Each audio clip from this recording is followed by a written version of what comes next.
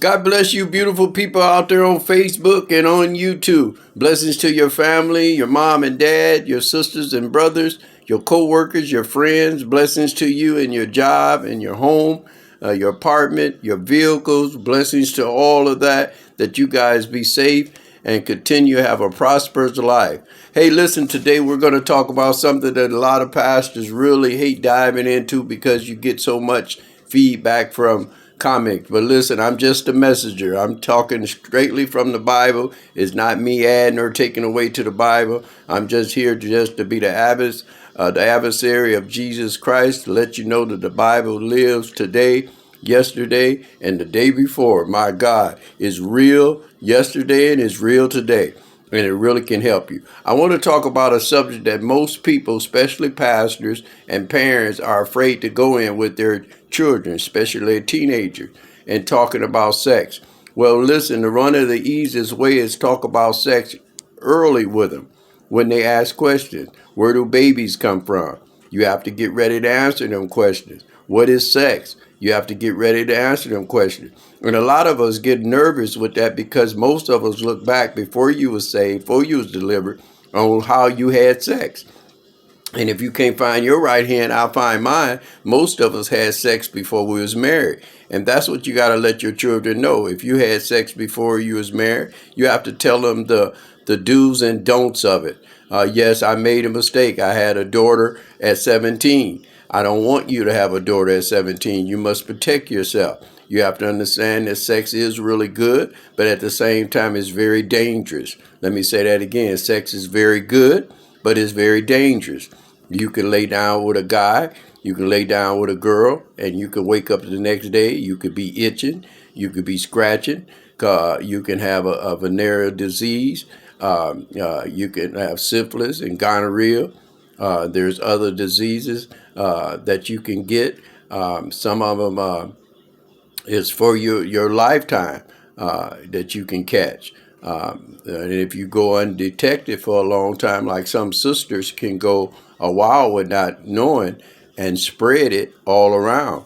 A guy basically knows that between 3 and 7 days, you would know if something's wrong down there because you would start feeling funny right away. But I know some guys had the disease and had sex with the girl and know that he had it. So that's what we're going to talk about today. I advise you to let your younger children, or one matter of fact, you should be like 22 years old even to be listening to this message, because we're going to dive in there. We're going to dive in there pretty deep. I want to talk about the book of Solomon, the Songs of Solomon. There's a in the book of Solomon, Songs of Solomon, there's a story in there, and it starts off where this lady is saying that she is black. And in the Bible, it talks about two important ladies that was married to two important men, which was Moses had married a black woman. The Bible speaks of that. And then Solomon, some theologians still trying to say whether she was black or white. But when I read it last night and a couple of days ago, I was reading about it. And you sisters, let me tell you something. You have to look at your life. You're something. I don't know who have told you guys that you're not nothing. Sisters, let me tell you something. You have a part on this earth. You really do. And that's to help raise the black young men and the young ladies that your children, if I say it that right. Mothers, take care of them kings, them sons, them queens, them daughters.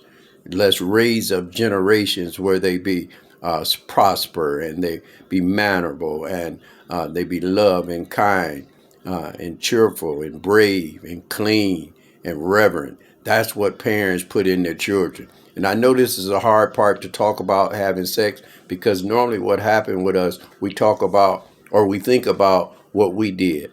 We didn't get married. We lived with someone. We had sex all over the place.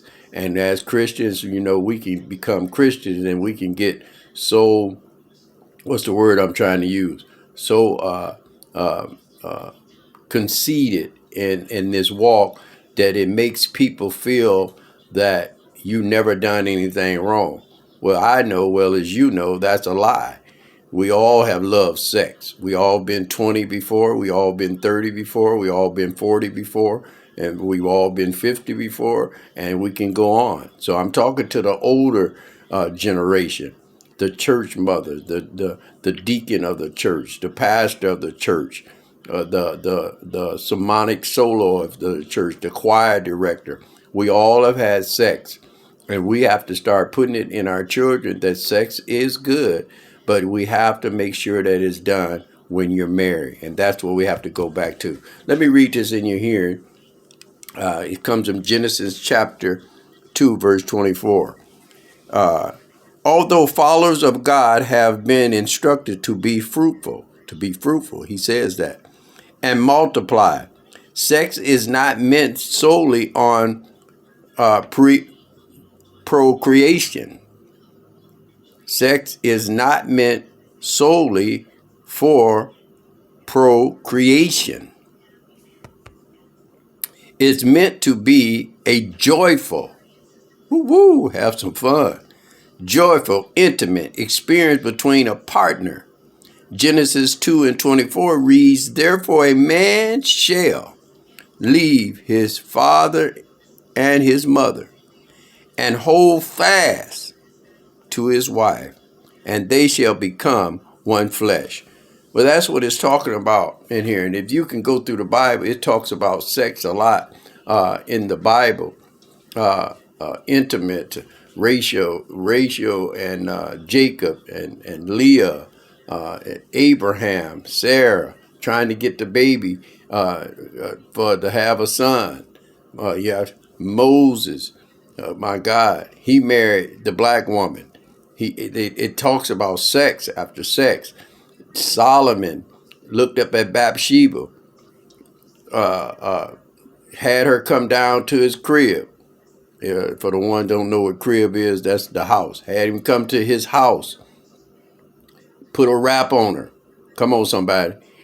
And had her to have sex with him and impregnate her. So sex is all through the Bible. So we might as well get it out there and understand that we have to tell our youth that sex is good, but you have to make sure you do it when you get married and preserve yourself. Get your life right. Go to school. Go back to school. Get you a couple jobs. Get you a house. Start planning on buying your house. Get your apartment. There's so much to do. Work on yourself. Work on your body. Come on, it's a lot of stuff to do. But what we have to do as parents, we have to put it into them that sex is very dangerous.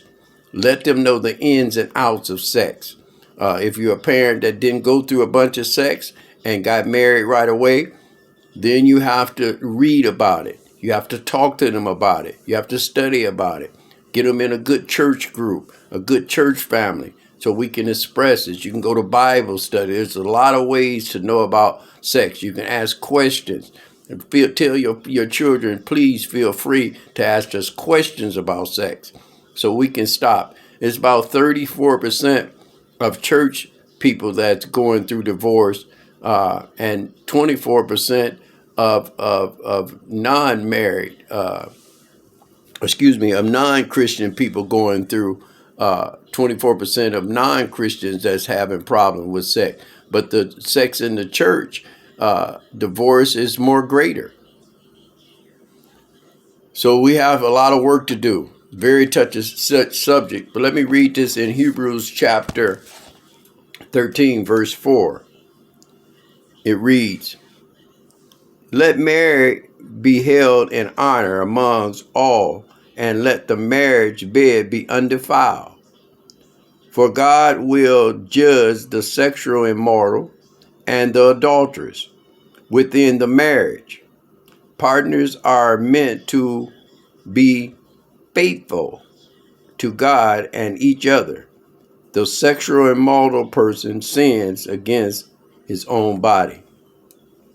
So what that's talking about is that God is telling you, be helped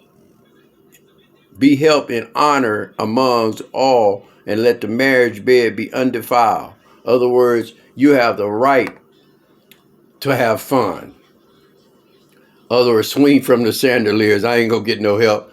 Yeah, that's your husband, that's your wife. The Bible even said when one don't want to have sex, they should go immediately into prayer so the trick of the enemy don't get in there.